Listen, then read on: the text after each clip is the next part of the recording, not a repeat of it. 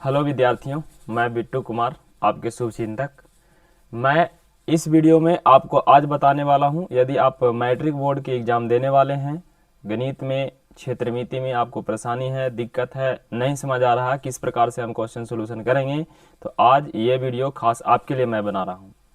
आज इस वीडियो में मैं आपको बताने वाला हूँ कि 3D क्षेत्रमिति से आने वाले वो प्रश्न जो लॉन्ग और शॉर्ट में आते हैं कैसे हम डील करेंगे, किस प्रकार से उसको हम बनाएंगे। इसमें पढ़ना हमको एरिया और वॉल्यूम, कहने का मतलब क्षेत्रफल और आयतन। क्षेत्रफल कैसे निकाला जाएगा एक अकेला वस्तु का जो 3D में हो, एक वस्तु में मिला करके दो वस्तु बनाया जाए तो उस खिलौने का क्षेत्रफल कैसे निकालेंगे, उसका आयतन कैसे निकालेंगे। अगर एक खिलौना से दूसरे खिलौने की ओर उसको प्रभावित किया जाए, बनाया जाए, तो उस खिलौने की संख्या हम कैसे निकालेंगे कि कितने बनाए जा सकते हैं, वो बिल्कुल सेम मटेरियल से। तो ये हम इस वीडियो में आपको सिखाने वाले हैं। तो चलिए, आपका स्वागत है जी लर्न विद ग्लोरियस 2.0 में। मेरा नाम जैसा कि मैंने आपको बताया ही बिट्टू कुमार है जी, बिट्टू सर लिख दिए हैं, चलिए कोई बात नहीं है। चलिए तो मैं शुरू करता हूँ। आज के पहला प्रश्न कह रहा है जी, एक खिलौना 3.5 सेंटीमीटर त्रिज्या वाले शंकु के आकार का है। सबसे पहले तो जो खिलौना है वो शंकु के आकार के है। किसके आकार का है? शंकु के आकार का है, जो उसी त्रिज्या वाले अर्धगोले पे अध्यारोपित है। कहने का मतलब एक अर्धगोला है, उसी के ऊपर से एक शंकु के आकार का त्रिज्या रखा हुआ है। शंकु के आकार का त्रिज्या क्या किया गया है? रखा गया है। तो चलिए, एक अर्धगोला है तो अर्धगोले के ऊपर से आप शंकु रख दीजिए, इस तरीका से रख दिए। सेम त्रिज्या है, इसलिए ना तो बाहर जाएगा और ना तो अंदर जाएगा, बिल्कुल परफेक्ट उसी के ऊपर रखा हुआ रहेगा। चलिए, इसका त्रिज्या कितना दिया था छात्र? इसका त्रिज्या दे रखा है जी 3.5 सेंटीमीटर। और मैं बात करूं तो इसकी त्रिज्या के साथ साथ साथ में इसके लिए दिए गए हैं इस खिलौने की संपूर्ण ऊंचाई। जब अर्धगोला हो किसी खिलौने में, किसी वस्तु में, तो उसकी संपूर्ण ऊंचाई अर्धगोला की ऊंचाई में फर्क होता है। इस बात पे विचार करके अच्छे तरीका से बनाना है। अगर थोड़ा सा मिस्टेक हुआ विद्यार्थियों तो टोटल आंसर गलत भी आपसे आ सकता है। यहाँ से यहाँ तक की पूर्ण ऊंचाई ये दे रखा है ना 15.5 सेंटीमीटर, 15.5 सेंटीमीटर। तो हम क्या करते हैं, शंकु की ऊंचाई पहले निकाल लेते हैं। शंकु की ऊंचाई निकालने के लिए विद्यार्थियों टोटल ऊंचाई में से 15.5 में से मेरे को माइनस करना होगा 3.5, तो मेरे को पता चलेगा कितना सेंटीमीटर? 12 सेंटीमीटर। ओके, अब हमसे पूछा क्या है, इस खिलौने का संपूर्ण पृष्ठीय क्षेत्रफल बताइए, पहला क्वेश्चन। दूसरा क्वेश्चन, आयतन बताइए। आयतन और क्षेत्रफल में फर्क इतना होता है कि किसी वस्तु को किसी अन्य वस्तु के साथ जोड़ने से क्षेत्रफल बढ़ भी सकता है और कुछ चीजें घट भी सकती है क्षेत्रफल में। लेकिन आयतन में जब दो वस्तु को कभी भी जोड़ते हैं तो आयतन हमेशा बढ़ता है, आयतन हमेशा बढ़ता है। चलिए, तो पहला मैं प्रश्न की बात करूं, इसका क्षेत्रफल पूछा गया है। सबसे पहले स्टेप 1 जो दिया गया है उसको लिख देना है, बिल्कुल स्टेप से बनाना है। 5 नंबर वाले क्वेश्चन जैसे ही आप स्टेप से बनाएंगे, एग्जामिनर खुद समझ जाएगा कि ये विद्यार्थी के द्वारा चोरी करके नहीं बनाया गया है, विद्यार्थी अपने खुद दिमाग से, अपने समझ से इसको बनाए हैं। तो उस प्रकार से आपको नंबर बहुत ही बेस्ट, अच्छे और पूर्ण रूप से मिल पाएंगे। स्टेप 1 लिखेंगे और अच्छे तरीका से लिख देंगे, दिया गया है। क्या क्या दिया है? चित्र देखेंगे या फिर क्वेश्चन पढ़ेंगे, उसमें जो चीज दिया है उस चीज को आप यहाँ पे नोट कर देंगे। खिलौने की संपूर्ण ऊंचाई, खिलौने की संपूर्ण ऊंचाई, संपूर्ण ऊंचाई क्या होगा जी? तो संपूर्ण ऊंचाई दे रखा है 15.5 सेंटीमीटर। फिर खिलौने की त्रिज्या r बराबर दे रखा है 3.5 सेंटीमीटर। अब हमें जरूरत किसका था? तो हमें ऊंचाई जरूरत था किसका?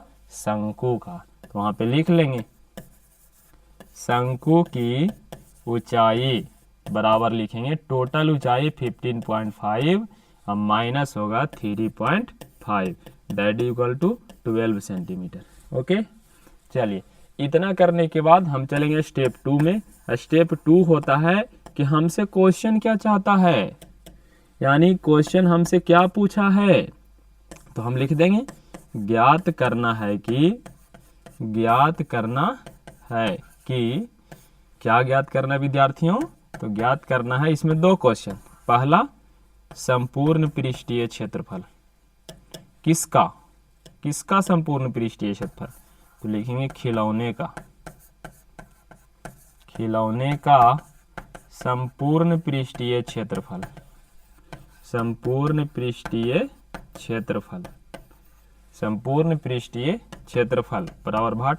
दूसरा क्वेश्चन इसमें क्या पूछा है, खिलौने का आयतन, खिलौने का आयतन, खिलौने का आयतन बराबर भाट। ये दो क्वेश्चन आपसे पूछे गए हैं। कोई नहीं, अब आराम से इसको सॉल्व करेंगे हम, कोनो दिक्कत नहीं है। चलिए स्टेप 3। स्टेप 3 जनरली रूप से रचना का होता है, पर यहाँ ऐसा कुछ रचना करने की ज़रूरत हमको है नहीं, तो जब रचना करने की ज़रूरत नहीं है तो आप आराम से इसको सॉल्यूशन करेंगे। तो यहाँ लिखते हैं हल। अब हल के लिए पहला क्वेश्चन की ओर हम चलते हैं। हमसे क्षेत्रफल पूछा गया है, तो किसी वस्तु के क्षेत्रफल निकालने के लिए आप उसके क्षेत्रफल को सूत्र लगाएंगे।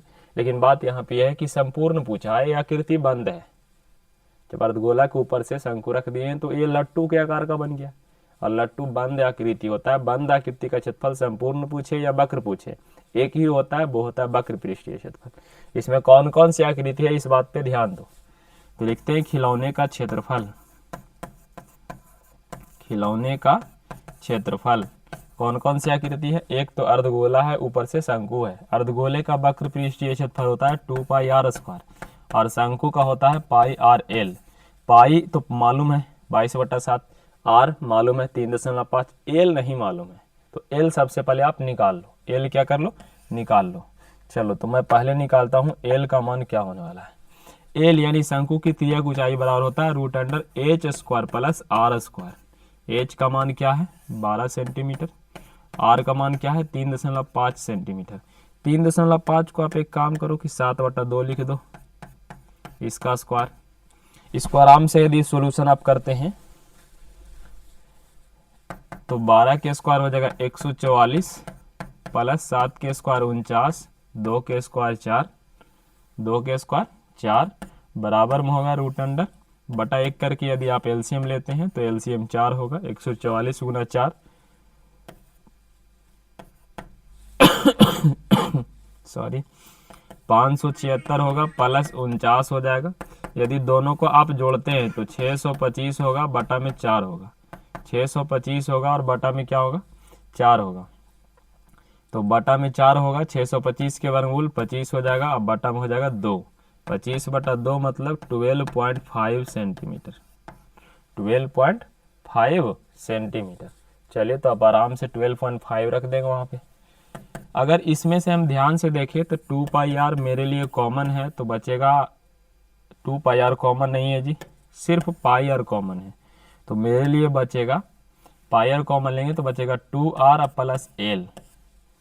पाई आर निकाल लेंगे तो 2r प्लस एल बचेगा। पाई का मान 22/7, त्रिज्या 7/2 अभी अभी आप लिखे थे, तो 7/2 हो जाएगा, और इंटू में हो जाएगा 2 × 7/2 प्लस एल। एल का मान 12.5।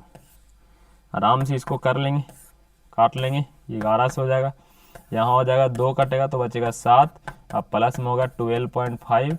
यदि मैं दोनों को जोड़ता हूँ तो 11 गुना 12 और 7 हो जाएगा 19.5। यदि दोनों को गुना कर दिया जाए तो 19.5 और 19.5 में 5 9 5 14 9 1 10 1 11, और यहाँ हो जाएगा 2, तो आंसर हो जाएगा 214.5 सेंटीमीटर स्क्वायर।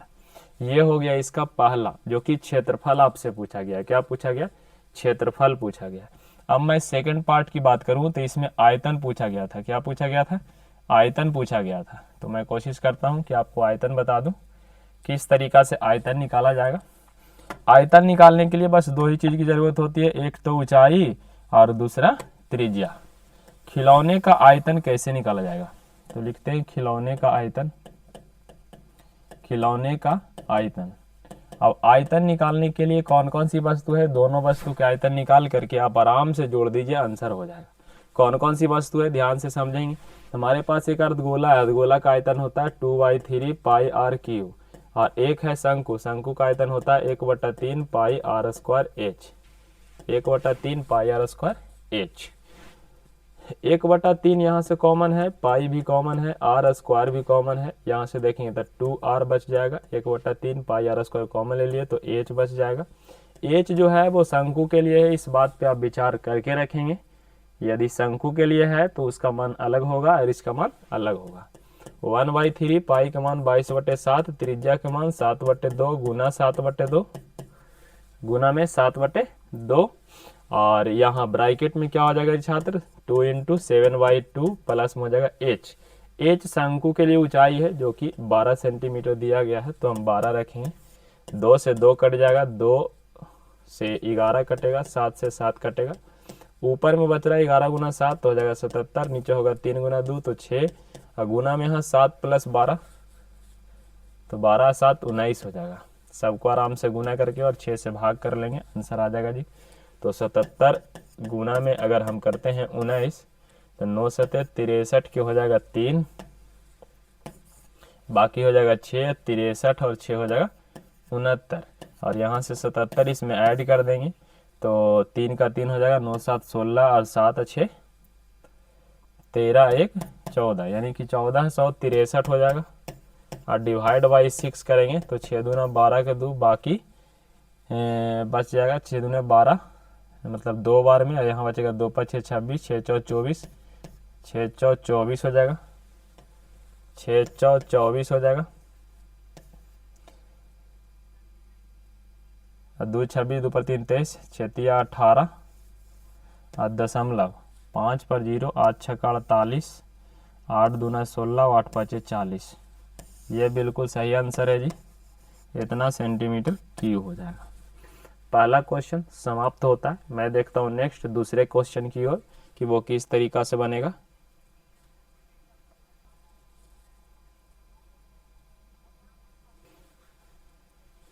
देखिए नेक्स्ट मैं क्वेश्चन नंबर 2 देखता हूँ जी। कह रहा एक समकोण त्रिभुज जिसकी लंब भुजाएं 12 और 5 सेंटीमीटर है, कर्ण पे परिभ्रमण करता है, तो बताइए इस प्रकार बने निर्मित ठोस का आयतन क्या होगा। अगर कोई समकोण त्रिभुज कर्ण की ओर ऐसे घुमा दिया जाए तो बनेगा क्या, पहले इसका अध्ययन करते हैं। अगर ये बात आप समझ गए कि बनता क्या है तो समझ लीजिए हो गया। देखिए मैं कोशिश करता हूं थोड़ा सा।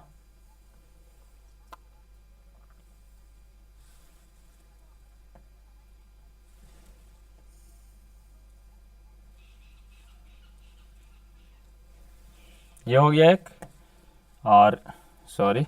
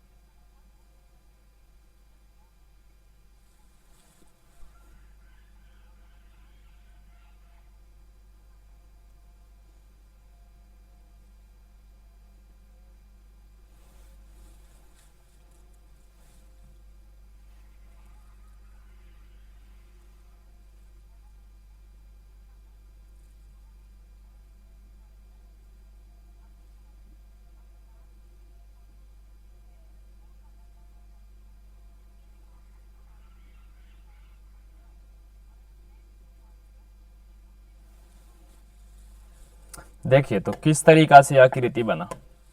ये आकृति को यदि इस तरीका से ऐसे मिला दिया जाए तो ऊपर एक भाग शंकु है और नीचे एक भाग शंकु है, नीचे एक भाग शंकु है जिसका लंब 12 है। लंब क्या है, लंब 12 है, लंब जो है वो 12 सेंटीमीटर है लंब जो है वो 12 सेंटीमीटर है और धार जो है 5 सेंटीमीटर है। तो ये कर्ण जो यहाँ से लेके यहाँ तक की दूरी रही होगी वो 13 सेंटीमीटर रहा होगा, 13 सेंटीमीटर रहा होगा। अब आप बताइए कि जब वो 13 सेंटीमीटर है तो हम किस तरीका से इस आकृति का क्षेत्रफल या आयतन निकाल सकते हैं। तो क्षेत्रफल या आयतन निकालने के लिए पहले निकालना क्या, ठोस का आयतन निकालना है। तो बड़ा आसान है, आयतन तो बड़ा ही आसानी से निकल जाएगा जी, आयतन में कोनो समस्या नहीं है। क्षेत्रफल रहता तो थोड़े से हमको सोचने की जरूरत थी, लेकिन हमें निकालना है आयतन।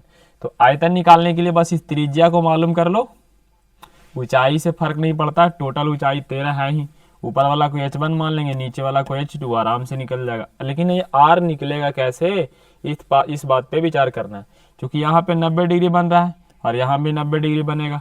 क्यों, क्योंकि ऊंचाई और त्रिज्या 90 डिग्री पे होता है और ये ऑलरेडी पहले समकोण त्रिभुज है।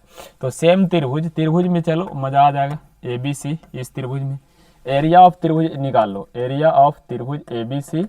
अब बराबर कर दो एरिया ऑफ त्रिभुज ABC, दोनों तरफ एक ही सूत्र लगाओ, 1/2 गुने आधार गुना ऊंचाई, 1/2 गुने आधार गुना ऊंचाई। अब कंडीशन यहाँ पे बदलेगा क्या कि एक तरफ 1/2 गुने आधार दे रखा है 5, ऊंचाई दे रखा है 12, तो 5 गुने 12। इस तरफ 1/2 गुने आधार नहीं मालूम r, लेकिन ऊंचाई मालूम है यहाँ से यहाँ तक 13। तो यहाँ से 1/2 से 1/2 कट जाएगा, 1/2 कट जाएगा, क्या कट जाएगा, 1/2 कट जाएगा। जब 1/2 कट जाएगा तो अब बताइए बचेगा क्या, 12 × 5 = 60 अब बराबर 13 r। तो r निकालेंगे तो 60/13 होगा ना, त्रिज्या निकल गया। और जब त्रिज्या निकल गया तो समझ लीजिए सब चीज निकल गया, है ना। तो इस वस्तु का आयतन कैसे निकालेंगे, ऊपर और नीचे 2 शंकु है, दोनों शंकु के आयतन को जोड़ेंगे। तो लिखते हैं क्या है जी, खिलौना है क्या, समकोण त्रिभुज को बुझाएं इतना है, पर ठोस है, क्या है, ठोस है। तो ठोस है तो लिखते हैं निर्मित ठोस का आयतन, निर्मित ठोस का आयतन, ठोस का आयतन क्या होगा जी, ऊपर एक शंकु है तो ऊपर वाला क्या आयतन 1/3 पाई r² h। चूंकि ऊपर जो शंकु है और नीचे जो शंकु है उसमें त्रिज्या सेम है लेकिन ऊंचाई अलग है, तो ऊपर वाला को h1 लिख देते हैं, नीचे 1/3 पाई r² h, तो नीचे h2 कर देते हैं। ध्यान से यदि आप देखें तो 1/3 पाई r कॉमन हो जाएगा, बचेगा h1 + h2।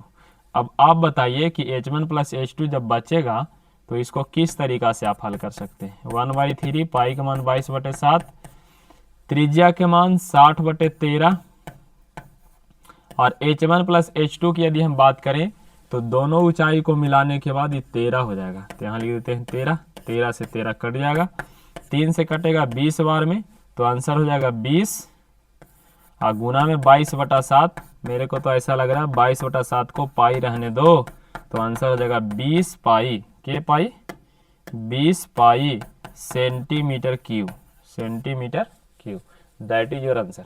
ओके, चलिए तो मैं नेक्स्ट क्वेश्चन की ओर चलता हूं जी।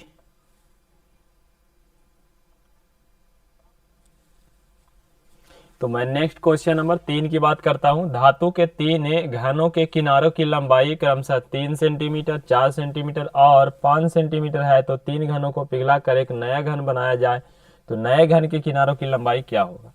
जब एक वस्तु को पिघला के दूसरा वस्तु बनाया जाता है तो उसके पूरे मटेरियल से बनता है, मटेरियल कहने का मतलब द्रव्यमान, इसका आयतन से बनता है।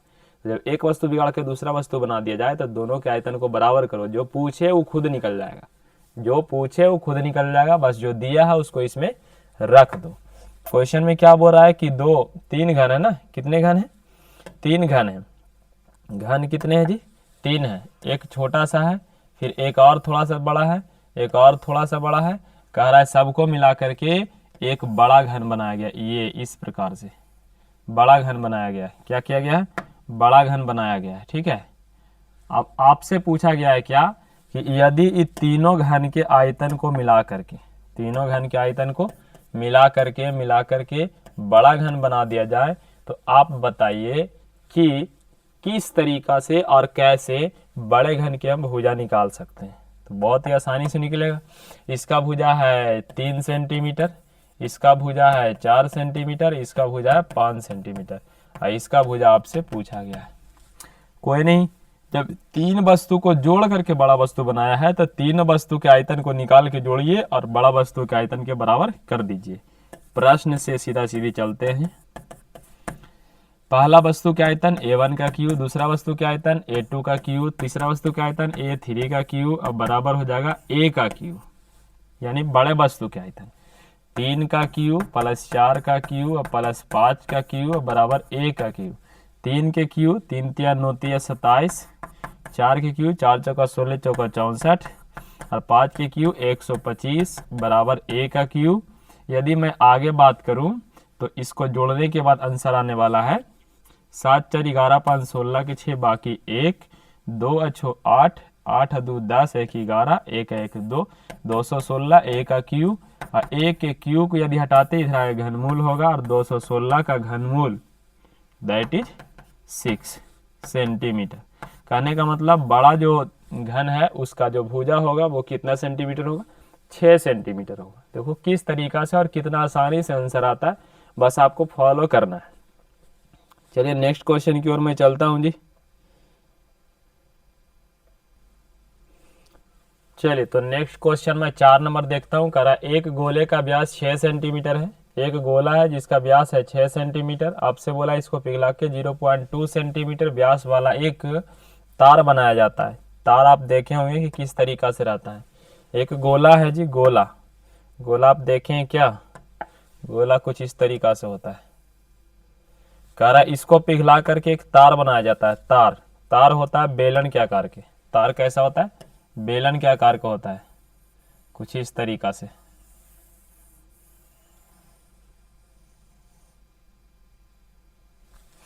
तार जो होता है वो बेलन के आकार का होता है। किसके आकार का होता है, बेलन के आकार का होता है। देखेंगे समझेंगे इस तरीका से ऐसा होता है ना तार।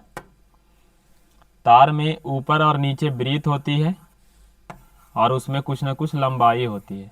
तो ये होता है बेलन के आकार के। किसके आकार का, बेलन के आकार के। कह रहा है इसका जो व्यास है वो 0.2 है। व्यास दे रखा है 0.2 तो त्रिज्या हो जाएगा 0.1 सेंटीमीटर। और आपसे बोला गया है कि इसका व्यास जो गोला है उसका व्यास जो है वो है 6 सेंटीमीटर। इसका व्यास जो है वो 6 सेंटीमीटर है तो इसका त्रिज्या जो होगा 3 सेंटीमीटर हो जाएगा। आपसे बोल रहा है इसको पिघला करके इस तार को बनाया जाए। तो आप बताइए कि इस तार की लंबाई क्या होगी। जब एक वस्तु बिगाड़ के दूसरा वस्तु बनाया जाए, उसको पिघला करके बनाया जाए तो दोनों वस्तु के जो आयतन होते हैं वो आपस में बराबर होते हैं। तो आयतन को बराबर कर दो प्रश्न से। किससे, प्रश्न से सॉरी, गोला का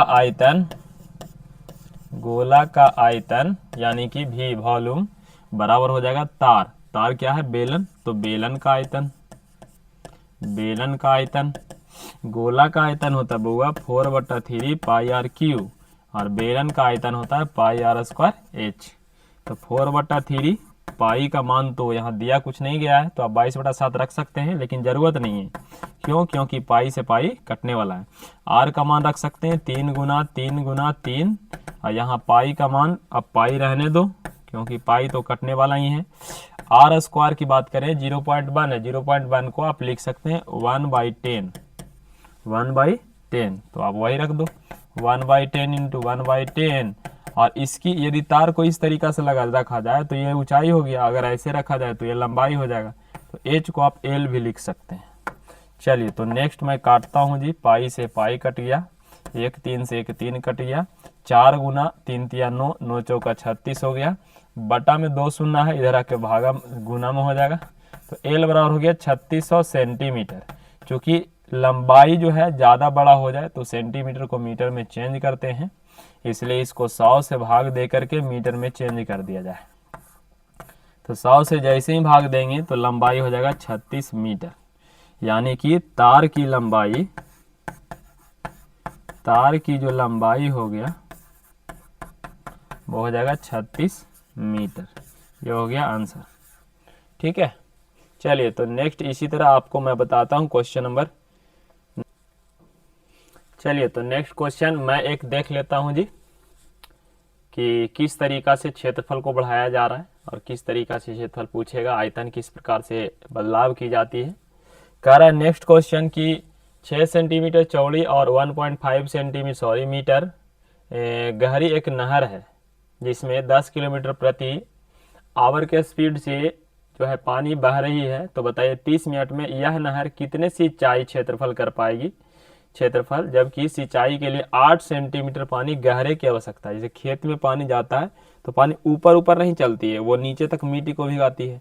तो वही बात पूछा गया कि 8 सेंटीमीटर नीचे तक यदि पानी जा रही है तो बताइए कितना क्षेत्रफल सिंचाई कर पाएगी इतने नहर के पानी को। तो नहर जो होता है बिल्कुल घनाभ के आकार का होता है। तो पहले मैं घनाभ दिखा देता हूँ कि किस तरीका से बना होता है जी। तो देखिए थोड़ा समझिएगा ध्यान से। ये हो गया नहर, ये हो गया नहर। और एक मैं दिखाता हूँ आपको खेत। खेत जो होता है वो कुछ आयत के आकार का होता है, लेकिन सिर्फ आयत नहीं होता है। उस आयत से क्या बनाया जाता है जी, उस आयत से जो पानी जाती है तो उसको बना देते हैं घनाभ। क्या बनाते हैं, घनाभ। उसको बना देते हैं घनाभ बना देते हैं। ठीक है, देखता हूँ थोड़ा कोशिश करता हूँ कि आपको मैं उस चित्र को दिखा पाऊँ।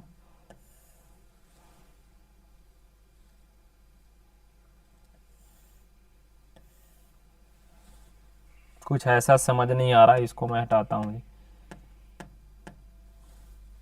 घनाभ की सहायता से ही समझ लेते हैं क्योंकि वो भी तो घनाभ ही होता है।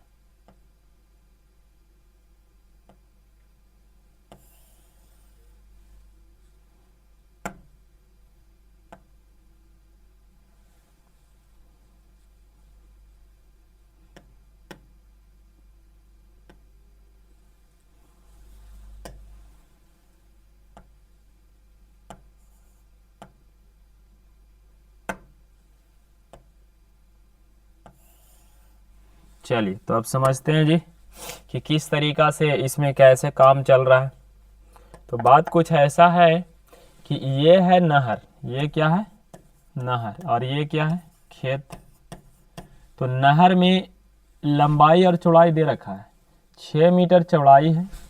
तो बी तो हो गया जी, ये बी 6 मीटर।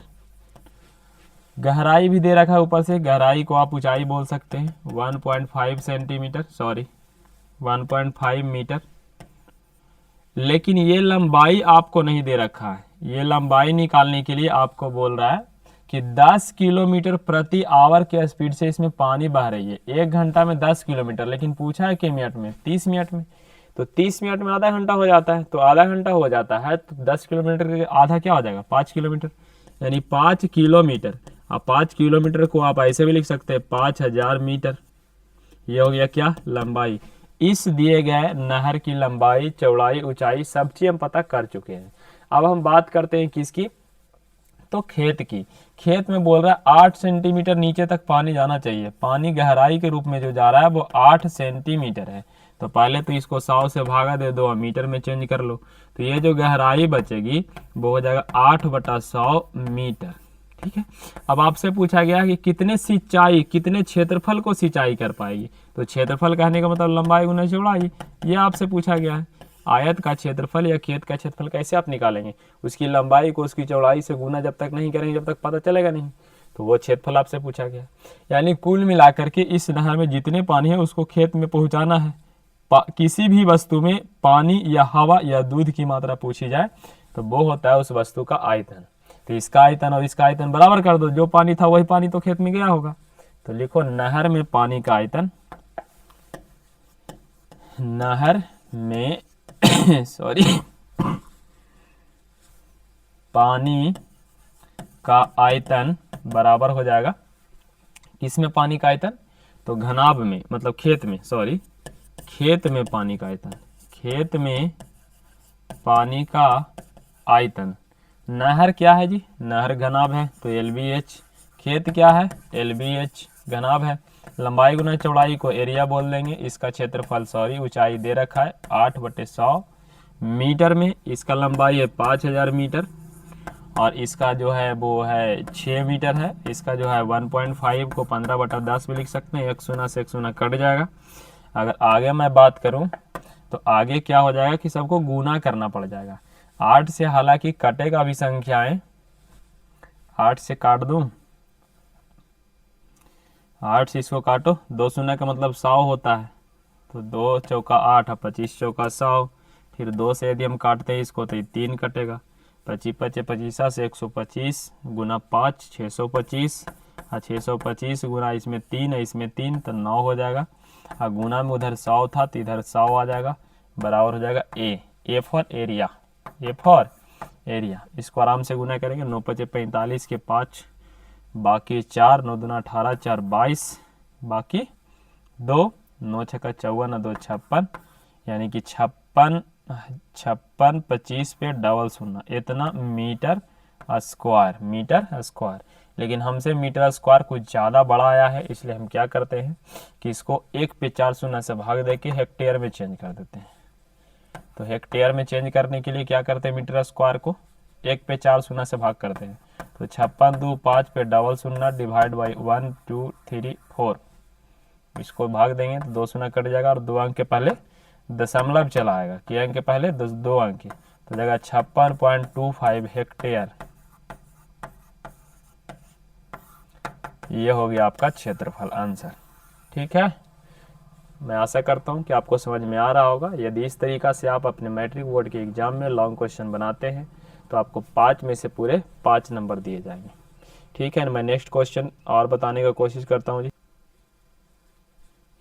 चलिए, तो मैं नेक्स्ट क्वेश्चन फिर से आपके लिए लेके आया हूँ। बहुत ही महत्वपूर्ण प्रश्न जी। करा ब्याज 7 सेंटीमीटर वाला और 20 सेंटीमीटर गहरा एक कुआं देखते हैं। कुआं आप जानते होंगे किसको बोलते हैं, कुआं बेलन के आकार का होता है। किसके आकार का होता है, बेलन के आकार का।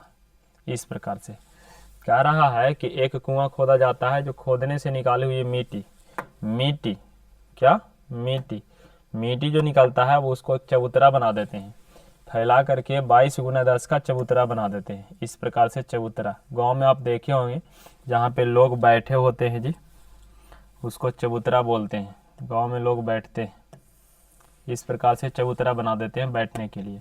क्वेश्चन में क्या बोला गया है कि इसकी लंबाई चौड़ाई दे रखा है। लंबाई दिया है 22, गुना इसका चौड़ाई दिया है 14 सेंटीमीटर, सॉरी 14 मीटर, ये 22 मीटर है, 22 मीटर है, ये 22 मीटर है। और इस कुएं के बारे में बोला है कि 20 मीटर गहरा है और 7 मीटर व्यास है। इसका व्यास है 7 मीटर और इसकी गहराई है 20 मीटर। गहराई को ही ऊंचाई भी बोलते हैं। अगर कुआं में आप नीचे चले जाएं तो नीचे से देखेंगे तो ऊंचाई दिखेगा, और ऊपर से देखेंगे तो गहराई दिखेगा। तो बस इतना ही फर्क है, गहराई ऊंचाई अलग नहीं होती है। कुआं जब गड्ढा कर रहे होंगे, उसकी खुदाई हो रही होगी, तो उससे मिट्टी कन्फर्म निकला होगा। पानी तो निकलता वो अलग मैटर है, पर मिट्टी निकला होगा ना, मिट्टी बालू ये सब चीज़ निकला होगा, मटेरियल कुछ ना कुछ उसमें से। तो उसको क्या किया है कि चारों तरफ इस तरीका से फैला करके और एक बना दिया गया चबूतरा। कह रहा है उस मिट्टी से जब चबूतरा बनाया गया तो चबूतरा की लंबाई चौड़ाई इतना है, तो उसका ऊंचाई कितना रहा होगा।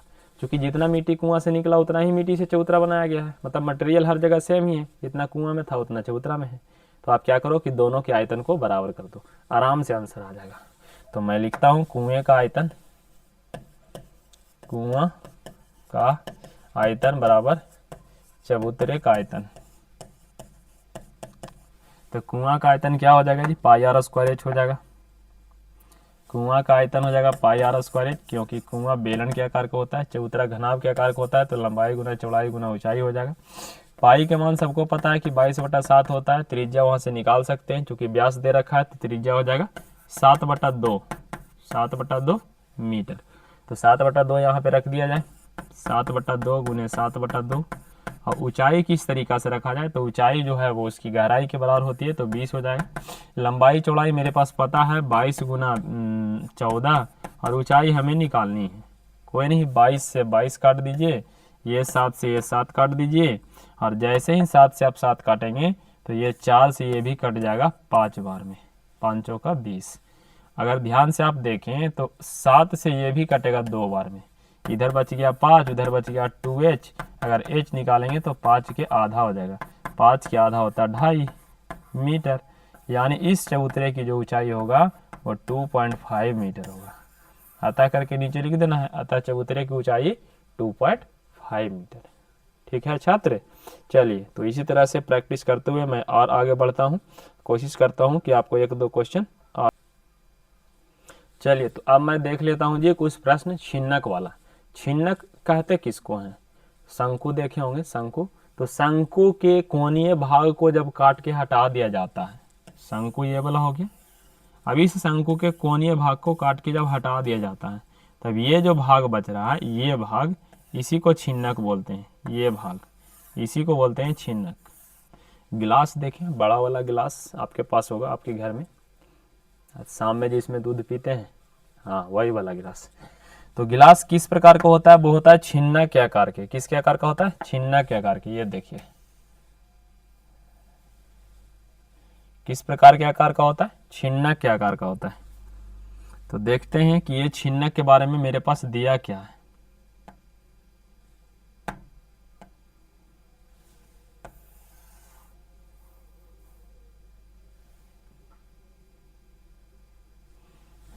ठीक है। तो देखिए इस छिन्नक के बारे में हमारे पास क्वेश्चन दिए गए हैं कि ये कुछ किस प्रकार से बनाए जाएंगे। तो ये जो क्वेश्चन हमारे पास है, कह रहा है पानी पीने वाला एक गिलास है जो 45 सेंटीमीटर ऊंचाई वाले एक शंकु के छिन्नक के आकार का है। तो कह रहा है कि यदि दोनों वृत्तों सिरों की त्रिज्या 28 सेंटीमीटर और 7 सेंटीमीटर है, 28 सेंटीमीटर और 7 सेंटीमीटर है, तो बताइए गिलास की धारिता क्या है? धारिता का मतलब होता है कि एक गिलास में कितने द्रव्यमान कोई वस्तु अट रहा है, ठीक है, मतलब उसका आयतन क्या है। धारिता का मतलब आयतन ही होता है एक तरह से।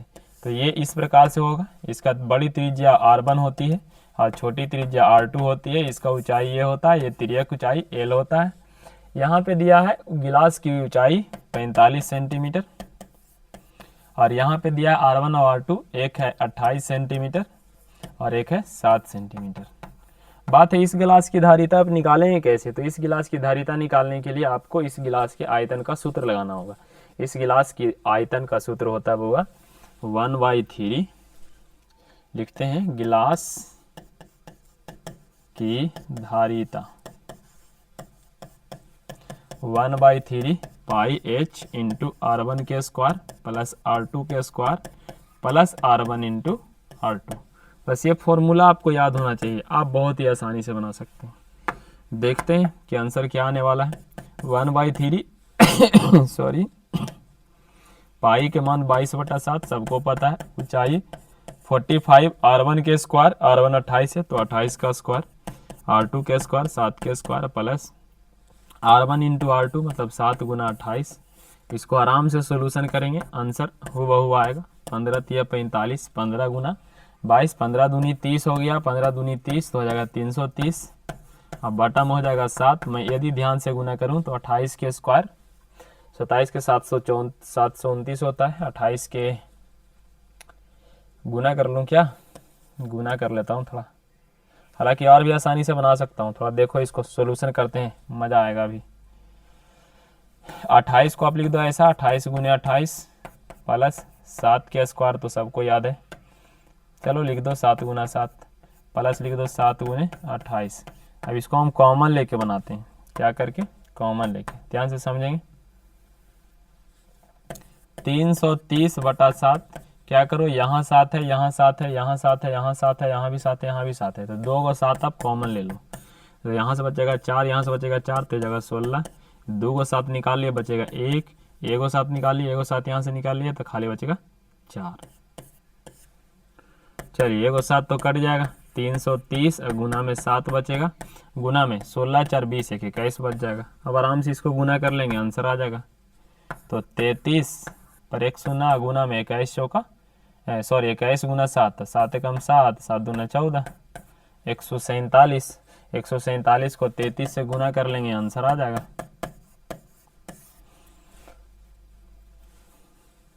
सात 21 की 1 बाकी 2, 4 12 2 14, 3 1 4, 441 हो जाएगा। 1 हो जाएगा, 4 1 5 हो जाएगा, 4 4 16, 4 4 8 हो जाएगा, 4 1 4 हो जाएगा, 48 से कम है। 4851 centimetre cube, that is your answer. Okay, इस तरीका से यदि आप बनाते हैं तो आपके एग्जाम में बिल्कुल 5 में 5 नंबर मिलेंगे जी। चलिए तो मैं नेक्स्ट एक क्वेश्चन और देख लेता हूँ छिन्नक वाला जी, थोड़ा अच्छा होगा। चलिए तो नेक्स्ट क्वेश्चन बोल रहा है एक शंकु के छिन्नक की तिर्यक ऊंचाई जो है वो 4 सेंटीमीटर है। कितने सेंटीमीटर है जी? 4 सेंटीमीटर है। तो उसके वृत्तीय सिरों की परिमाप, इस बार परिमाप दिया गया है और पूछा क्या है? क्षेत्रफल। पिछला क्वेश्चन में क्या पूछा था? आयतन। तो इस बात पे विचार करके थोड़ा आराम से धैर्य रख के बनाएंगे।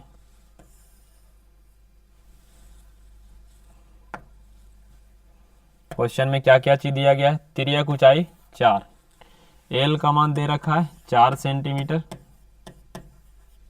एल का मान दे रखा है 4 सेंटीमीटर।